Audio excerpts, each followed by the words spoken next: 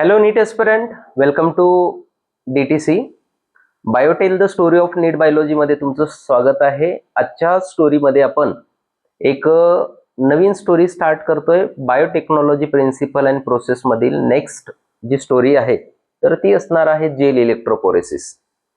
या स्टोरीच्या माध्यमातून तुमचं खूप छान प्रकारे रिव्हिजन टॉपिकचं होऊ शकतं. जर तुम्ही रिपीटर असाल किंवा तुमचा हा टॉपिक कंप्लीट झालेला असेल, 12वी मध्ये तुम्ही असाल तर रिव्हिजन ट्रॅकसाठी या स्टोरीचा खूप छान फायदा होऊ शकतो. या स्टोरीमध्ये आपण 100% NCERT कव्हर करण्याचा प्रयत्न केलेला आहे. नक्की स्टोरी ऐका आणि आवडल्यावर लाईक, शेअर, कमेंट जरूर करा आणि डॉक्टर तिडके क्लासेस या यूट्यूब चॅनलला सबस्क्राईब करा. आजच्या स्टोरीचा माझा टॉपिक आहे बाळांनो, जेल इलेक्ट्रोफोरेसिस. आता जेल इलेक्ट्रोफोरेसिस ही टेक्निक कशी काम करते हे आपल्याला शिकायचं आहे. जेल इलेक्ट्रोफोरेसिस, जेल इथं आपण एक वापरणार आहे, अगारोज जेल वापरणार आहे आणि इलेक्ट्रोफोरेसिस इलेक्ट्रिक फील्ड आपण वापरणार आहेत आणि डीएनएच्या फ्रॅगमेंटला आपण सेपरेट करणार आहेत. मग पहिला क्वेश्चन आपल्याला येतो की जेल इलेक्ट्रोफोरेसिस ही टेक्निक आपण कशासाठी वापरणार आहे, तर डीएनएचे फ्रॅगमेंट सेपरेट करण्यासाठी आपण वापरणार आहेत. डीएनए हा लॉंग पॉलिमर आहे, आपल्या सर्वांना माहित आहे. त्याला आपण रिस्ट्रिक्शन एंडोन्यूक्लियस एन्झाईम वापरून कट करत असतो. कट केल्यानंतर ते सगळे डीएनए फ्रॅगमेंट एका ठिकाणी पडलेले असतात गोळा होऊन, तर त्यांना आपल्याला सेपरेट करायचंय आणि त्यांना सेपरेट करण्यासाठी आपण जेल इलेक्ट्रोफोरेसिस या टेक्निकचा वापर करतो. हे तुम्हाला आधी माहित असणं गरजेचं आहे. आता जेल इलेक्ट्रोफोरेसिस टेक्निक मध्ये लक्षात ठेवा कसं काम केलं जातं. तर DNA fragment separated on medium or matrix by using electric field. काय म्हणताय मी? DNA fragment separated on medium or matrix by using electric field. Electric फील्डचा वापर करून मॅट्रिक्सवर किंवा मीडियमवर आपण डीएनए फ्रॅगमेंटला सेपरेट करणार आहेत. कसं सेपरेट केले जातात तर लक्षात ठेवायचे, डीएनए हा स्वतः निगेटिव्हली चार्ज मॉलिक्यूल आहे. त्याच्याकडे असणाऱ्या फॉस्फेट ग्रुपमुळे डीएनए हा निगेटिव्हली चार्ज मॉलिक्यूल असतो आणि एका बाजूला ॲनोड जोडलेला असतो, तो पॉझिटिव्हली चार्ज असतो. मग हे negatively charge DNA molecule positively charge anode कडे इलेक्ट्रिक फील्ड चालू केल्याबरोबर ओढले जातात आणि अशा प्रकारे डीएनएचे फ्रॅगमेंट सेपरेट केले जातात. आता डीएनएचा फुल फॉर्म जर मला सांगायचं म्हणलं आपल्या ट्रिकसाठी, तर डी म्हणजे डीएनए लक्षात ठेवा, एन म्हणजे निगेटिव्हली चार्ज असतो लक्षात ठेवा आणि ए म्हणजे तो ॲनोड कडे ओढला जातो, ॲनोड कडे त्याला अट्रॅक्ट केलं जातं हे लक्षात ठेवा. जेवढा डीएनएचा फ्रॅगमेंट स्मॉल असेल तेवढा तो ॲनोडच्या जवळ जाणार आहे. NCERT असं म्हणते की smaller the DNA fragment move farther. हे आपल्या लक्षात ठेवणं गरजेचं आहे. काय केलेलं असतं, एक प्लास्टिकचा ट्रे घेतलेला असतो, त्या ट्रे मध्ये ॲगारोज जेल भरलेलं असतं. ॲगारोज जेल हे नॅचरल पॉलिमर आहे जे सीवीड्स पासून आपण ऑब्टेन करतो. जसं की आपण अल्गी शिकत असताना रेड अल्गी मध्ये आगार प्रोव्हाइड करणाऱ्या आपण अल्गी शिकतो, जेलिडियम आणि ग्रासिलारिया यांचा वापर करून हे आगारोज जेल तयार केलेलं असतं आणि त्याचा आपण इथं मीडियम किंवा मॅट्रिक्स म्हणून वापर करत असतो.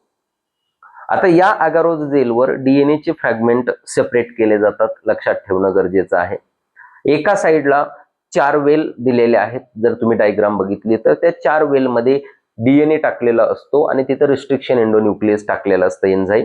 ते एन्झाईम त्या डीएनएला कट करतं आणि कट केलेला डीएनए इलेक्ट्रिक फील्ड अप्लाय केल्याबरोबर ते ॲनोडकडे त्याला फोर्सफुली ओढलं जातं आणि मग जेवढा डीएनएचा फ्रॅगमेंट लहान असेल तेवढा तो ॲनोडच्या जवळ जाण्याचा प्रयत्न करेल. म्हणजे smaller the DNA fragment move farther, हे आपल्याला लक्षात ठेवणं गरजेचं आहे.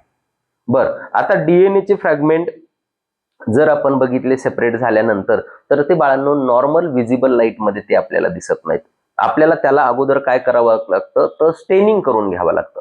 स्टेनिंग करण्यासाठी आपल्याला इथिडियम ब्रोमाइड नावाचा स्टेन वापरावा लागतो. इथिडियम ब्रोमाइडनं त्याला स्टेनिंग केल्याच्या नंतर त्याला अल्ट्राव्हायलेट रेडिएशन्स मध्ये आपल्याला पाहावं लागतं आणि आपल्याला ब्राईट ऑरेंज कलरचे डीएनए बँड आपल्याला पाहायला भेटतात. लक्षात ठेवा, स्टेनिंगसाठी इथिडियम ब्रोमाइड वापरावं लागतं. पाहण्यासाठी आपल्याला UV रेडिएशन्स किंवा अल्ट्राव्हायलेट लाईटचा वापर करावा लागतो आणि डीएनएचे बँड आपल्याला ब्राईट ऑरेंज कलर मध्ये दिसतात, हे आपण लक्षात ठेवणं गरजेचं आहे. एकदा का डीएनएचे फ्रॅगमेंट सेपरेट झाले, त्याला स्टेनिंग केलं आणि ते दिसल्यानंतर आता शेवटची स्टेप येते, ते डीएनएचे फ्रॅगमेंट आपल्याला काढून घ्यायचे त्या जेल पासून. मग separation of DNA fragment from agarose gel and extracting from gel piece is called elution. एक टेक्निक इथं आहे, कोणती? इल्युजन. इल्युजन म्हणजे काय? तर अगारो जेल पासून डीएनएच्या फ्रॅगमेंटला वेगळं करणं आणि त्या जेल पासून डीएनएचा फ्रॅगमेंट सेपरेट करणं, एक्स्ट्रॅक्ट करून घेणं, याला काय म्हणतो आपण? इल्युजन म्हणतो. तर हे आपल्याला लक्षात ठेवणं गरजेचं आहे. आता सगळ्यात महत्वाचा पॉइंट आहे की डीएनएचे फ्रॅगमेंट कशाच्या बेसिसवर सेपरेट करतो? तर फक्त साईजच्या बेसिसवर सेपरेट करतो. लक्षात ठेवायचे, DNA fragment separated on the basis of size and sieving effect provided by medium or agarose, हे आपल्याला लक्षात ठेवणं गरजेचं आहे. समजतंय का? सिविंग इफेक्ट कोण प्रोव्हाइड करतं? तर मीडियम किंवा अॅगारो जेल प्रोव्हाइड करतं, ज्याच्या माध्यमातून डीएनएचे फ्रॅगमेंट साईजच्या बेसिसवर सेपरेट केले जातात. ते आपल्या लक्षात येणं गरजेचं आहे.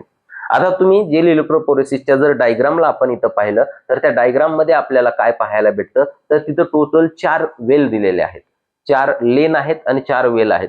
तर वेल नंबर 1 मध्ये जर तुम्ही बघितलं तर डीएनएच्या फ्रॅगमेंटचं डीएनएचं तिथं डायजेशन झालेलं नाही, म्हणजे लेन 1 मध्ये अनडायजेस्टेड डीएनए आहे, कारण तिथं असलेल्या रिस्ट्रिक्शन एंडोन्यूक्लियसनं त्याला कट केलेलं नाही. आणि लेन 2, 3, 4 या 4 वेलमध्ये, या 3 वेलमध्ये 2, 3, 4 याच्यामध्ये डीएनएचं फ्रॅगमेंटेशन झालेलं आहे, म्हणजे डायजेस्टेड डीएनए आहे आणि तो त्याचे fragment yes according to size separate झालेले आहेत, हे आमच्या लक्षात येतं.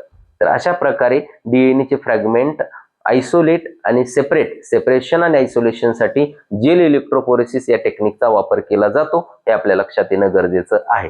तर याच्यामध्ये आजच्या स्टोरीमध्ये आपण जेल इलेक्ट्रोपोरेसिस ही टेक्निक आपण कंप्लीट केलेली आहे. पुढच्या स्टोरीमध्ये आपण वेक्टरकडे जाऊ. Thank you very much.